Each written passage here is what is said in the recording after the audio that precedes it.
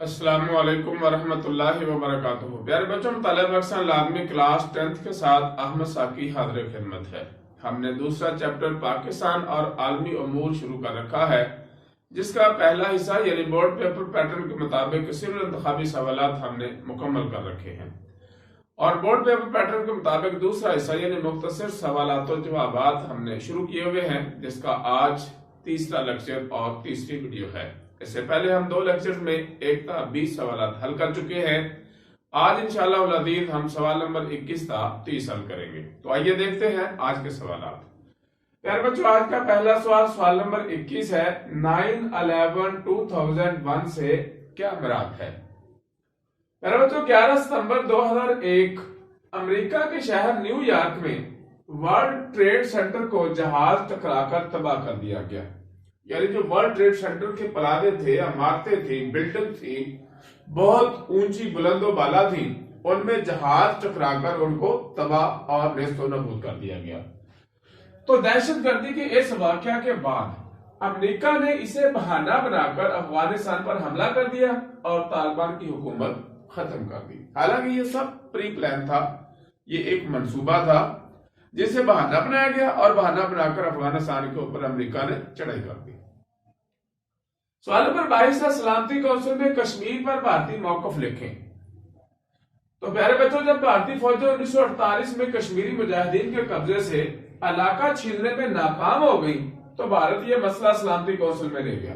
یعنی 1948 میں جب کشمیر پر جنگ ہوئی تو بھارتی فوجیں جب کشمیر کو حاصل کرنے میں ناکام ہو گئی، مجاہدین نے کافی سارا علاقہ ان بھارتی فوجوں سے آزاد کروا لیا، تو بھارت جو ہے یہ فوری طور پر سلامتی کونسل میں پہنچا اور وہاں جا کر اس نے شور ڈال دیا اور موقف اختیار کیا کہ چونکہ کشمیر کا الحاق بھارت سے ہو چکا ہے، اس لیے اب کشمیر بھارت کا حصہ ہے، اس لیے اس پر حملہ گویا کہ بھارت پر حملہ ہے۔ یعنی بھارت نے یہ موقف اختیار کیا کہ راجہ ہری سنگھ ڈوگرا جو کشمیر کا حکمران تھا، راجہ تھا، اس نے الحاق کے دستخط بھارت کے ساتھ کر دیے ہیں، لہذا اب کشمیر بھارت کا حصہ ہے، اور جو کشمیر پر حملہ کرے گا گویا کہ اس نے بھارت پر حملہ کیا ہے۔ پاکستان نے اس کے موقف کو چیلنج کیا کہ الحاق کا حق راجہ کو نہیں بلکہ کشمیری عوام کو ملنا چاہیے۔ کیوں؟ اس لیے کہ کشمیر کی اکثریتی عوام مسلمان تھی اور مسلمان ہے۔ سلامتی کونسل نے پاکستان کے اس موقف کو تسلیم کرتے ہوئے استصواب رائے کا وعدہ کر لیا، مگر آج تک وہ وعدہ وفا نہیں ہو سکا۔ تو پاکستان اور ہندوستان دونوں کے موقف سننے کے بعد سلامتی کونسل نے پاکستان کے موقف کو تسلیم کیا اور کشمیریوں کو استصواب رائے کا وعدہ دے کر وقتی طور پر جنگ بند کروا دی۔ سوال نمبر 23 ہے، وسط ایشیائی ریاستیں روس سے کب آزاد ہوئی؟ ریاستوں کے نام بھی لکھیں۔ تو پیارے بچوں، 1991 میں روس سے آزاد ہونے والی وسط ایشیائی ریاستیں درج ذیل ہے۔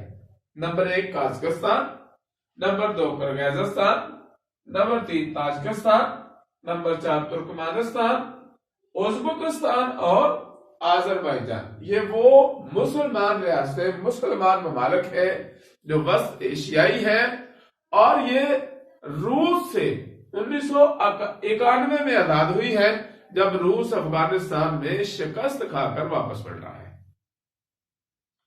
سوال نمبر 24 ہے، وسط ایشیائی ریاستیں کن وسائل سے مالا مال ہے؟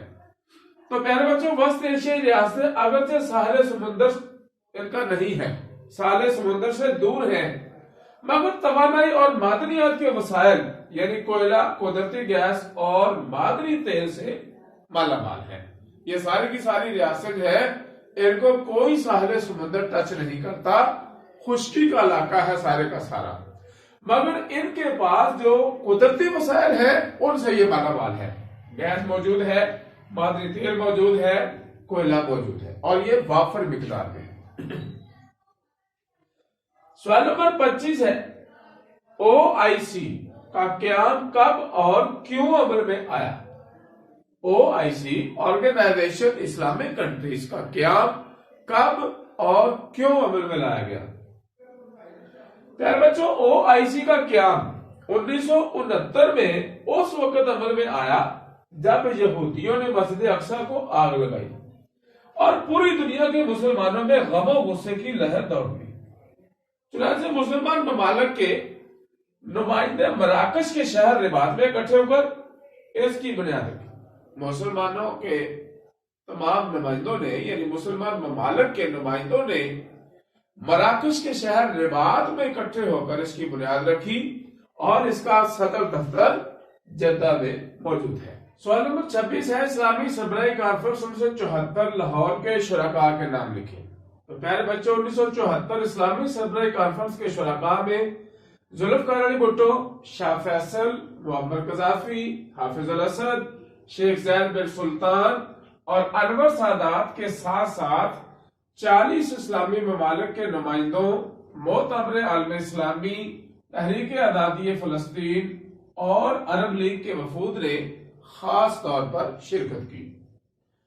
سوال نمبر 27 ہے، پاک سعودی عرب تعلقات پر نوٹ لکھیں۔ تو پیارے بچوں، کیا ہمیں پاکستان سے ہی اس کے سعودی عرب کے ساتھ قریبی تعلقات قائم ہے؟ شاہ فیصل ہمیشہ پاکستان کو اپنا دوسرا گھر قرار دیتے تھے۔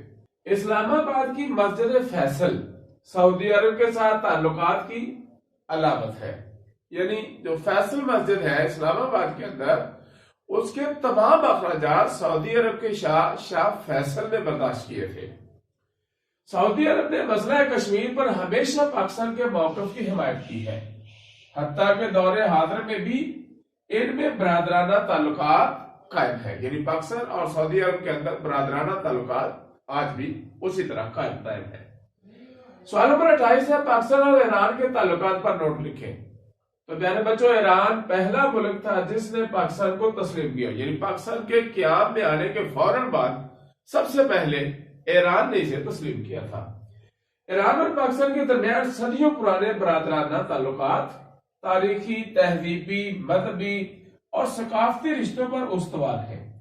دونوں ممالک کے درمیان تقریباً 909 کلومیٹر مشترکہ سرحد موجود ہے، یعنی دونوں ممالک کے درمیان جو باؤنڈری لائن ہے، جو سرحد ہے، وہ 909 کلومیٹر لمبی ہے۔ سوال نمبر 29 ہے، 2005 کے زلزلہ میں ترکوں نے زلزلہ زدگان کی خدمت کیسے کی؟ تو پیارے بچوں، 2005 میں پاکستان میں شدید زلزلہ یعنی سونامی آیا تو ترک ڈاکٹروں، نرسوں اور طبی عملے اور امدادی تنظیموں نے آرام و سکون کی پرواہ کیے بغیر زلزلہ زدگان کی دن رات مدد کی۔